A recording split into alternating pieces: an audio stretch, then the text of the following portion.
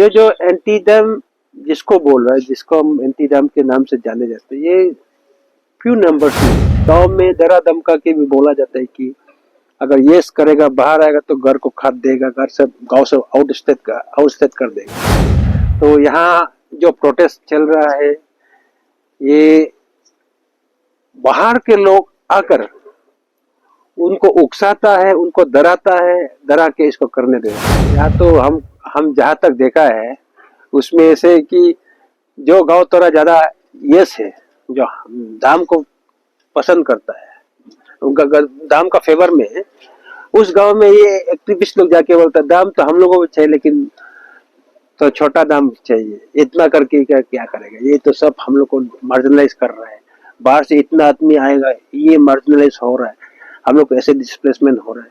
ये सब बोल के दरा के ही वो लोग बात करके उनसे आदमी को कलेक्ट कर रहे हैं। जो प्रोटेस्ट कर रहे हैं वो वॉश हो जाएगा, जो नहीं कर रहे हैं वो भी वॉश हो जाएगा। तो मेरा कहना ये है कि देखिए, हमको अपना सेफ्टी के लिए जो भी करना है और जो नेशनल इंटरेस्ट में है उसके लिए तो हम कॉम्प्रोमाइज नहीं कर सकता है कोई भी। और मैं तो बार बार ये बोलता है कि एंटी डैम ग्रुप को आइए डिस्कस कीजिए, ये मत बोले कि नो टू डैम, ऐसे मत बोलिए। आप टेबल में आके बैठिए, बातचीत कीजिए, आप लोगों का उसको कीजिए। आप अगर रियली गांव का या लोगों का इफेक्टेड आदमी का रिप्रेजेंटेटिव है तो उनका बात भी सुनिए ना। हाँ जी,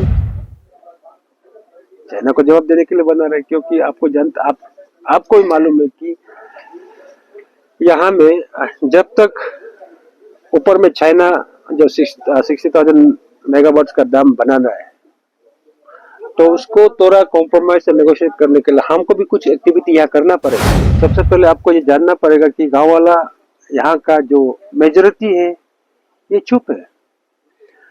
ये जो एंटी डैम जिसको बोल रहा है, जिसको हम एंटी डैम के नाम से जाने जाते हैं, ये फ्यू नंबर्स में है। और तो यहाँ पे ऐसे है कि जो गांव का जो मेजोरिटी चुपचाप बैठ रहा है, 10-20 लोग गांव में जाके गांव से आता है, वो मीडिया का सामने आके चिल्लाता है, तो उसको दुनिया को ऐसे लग रहा है कि पूरा गांव अगेंस्ट है इस डैम का। ऐसे नहीं है। आपको मैं डॉक्यूमेंट्स भी दिखा सकता हूँ कि कितना किस गांव से कितना कितना कुछ साइन करके हमको देने वाला, ऐसे भी है।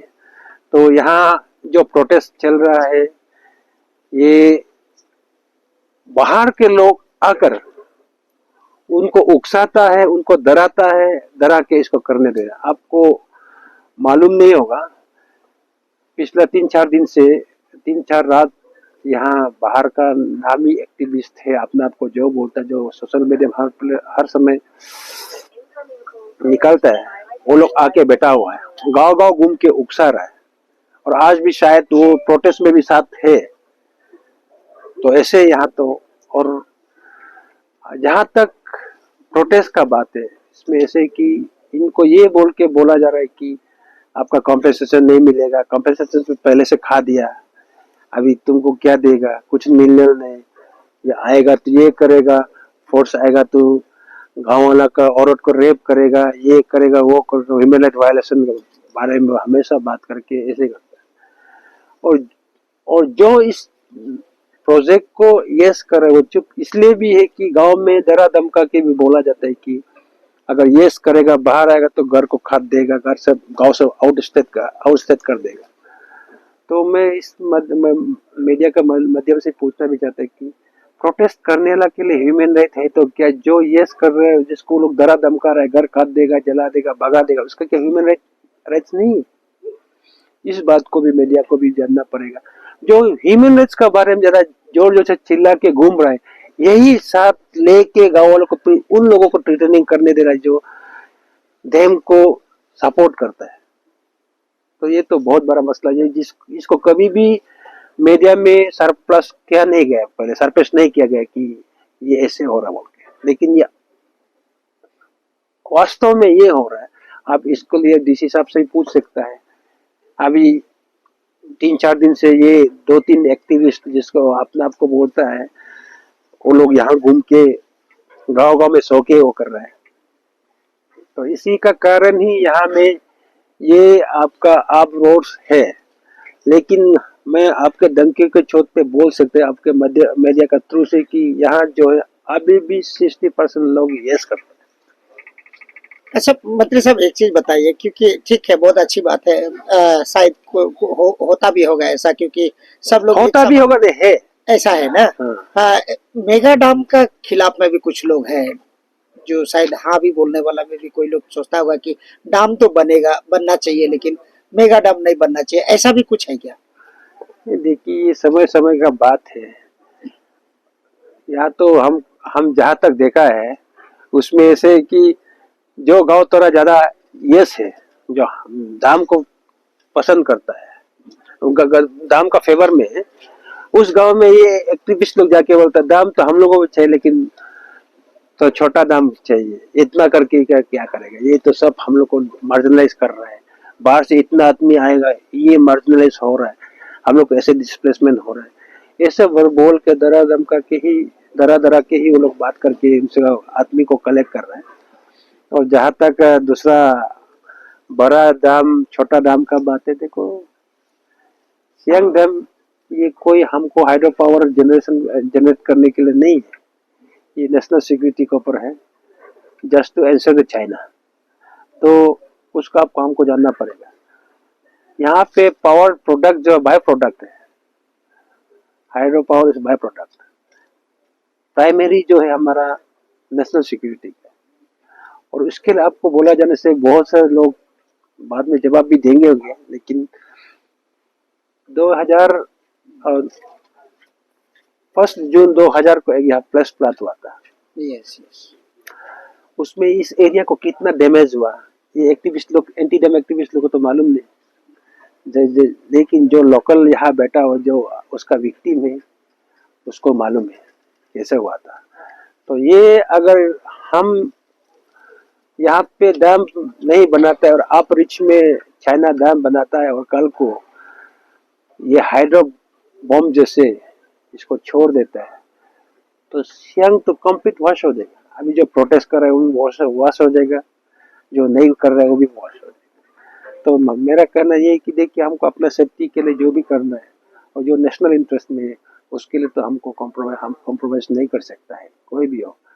और मैं तो बार बार ये बोलता है कि एंटी डैम ग्रुप को आइए डिस्कस कीजिए, ये मत बोले कि नो टू डैम, ऐसे मत बोलिए। आप टेबल में आके बैठिए, बातचीत कीजिए, आप लोगों का उसको कीजिए। आप अगर रियली गांव का या लोगों का इफेक्टेड आदमी का रिप्रेजेंटेटिव है तो उनका बात भी सुनिए ना। आप जो ये से आपका जो बात सुन रहे है उसको लेके घूमेगा नहीं, ये तुरंत इश्यू टू इसका पेपर में, प्रोजेक्ट का पेपर में रखो, उसको साइड कर देगा। ऐसे तो कि तो मूवमेंट हो नहीं सकता ना। इसलिए इस बात के लिए हम तो ये अपील करेंगे कि आइए बात कर रहे हो। हम सरकार हमेशा, स्पेशली पेमा खांडू साहब का नेतृत्व में, ये सरकार तो ऐसे सरकार है ये जो हर किसी का बात सुनता है, आपके सिर्फ नहीं सबका सुनता है। तो आप आइए डिस्कस कीजिए, हम लोग हैं तैयार आपके साथ बात करने के लिए। सिर्फ नो नो टू डैम नहीं बोल रहे, दूसरा ओरिजिनल लेके आइए। इसका मतलब ये होगा कि चाइना को ये जवाब देने के लिए बना रहे हैं? हाँ जी,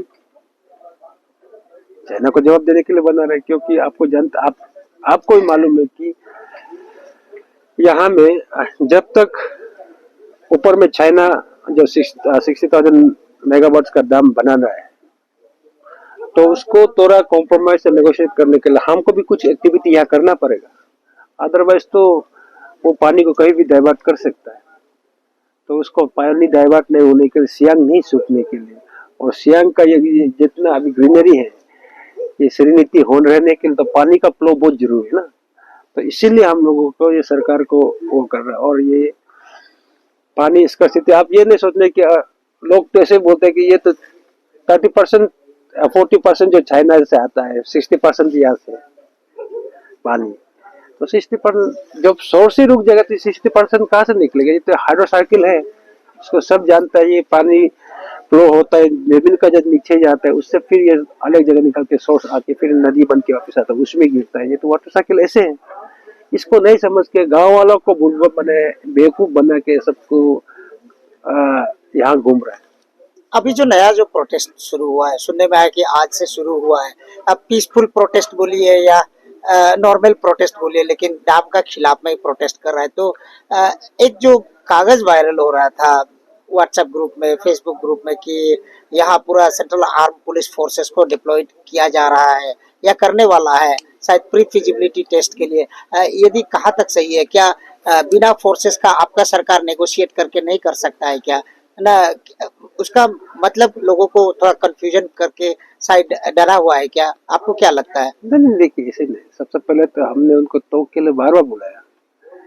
डिप्टी कमिश्नर पारोंग गया, सब बॉयकॉट करके सब जंगल चला गया।